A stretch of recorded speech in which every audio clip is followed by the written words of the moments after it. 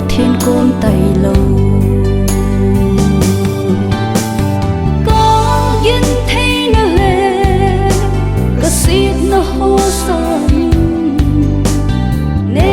ngailutna analin zo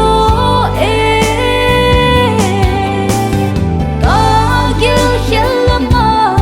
eipuipa ka pathen chunga lung oidan eihil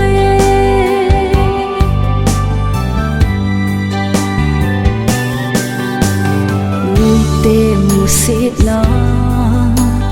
seisetna hon pakai to eihil zolo einai sa zo damna eipa haina hu eipe zong hi wang pha ka kisa ke din asan me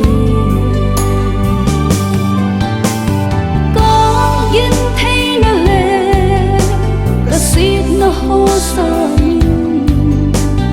ne ngailutna analin zo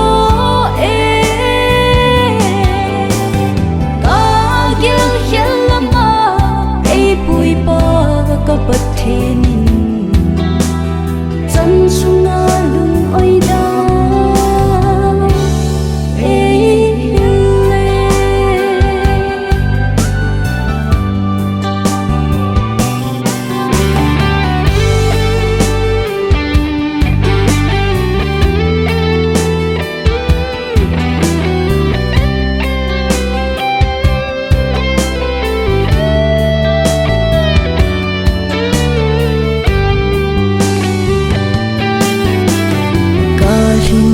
zile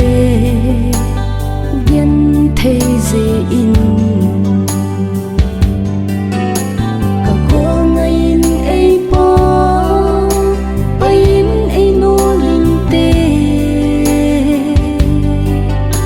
hina eilha kang lo ding pathen ka neina ke dia apha pe na gun pe zi ka gentheinaleh ka setna ho sangin ne ngailutna analin zo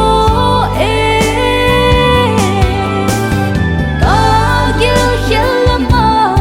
eipuipa ka pathen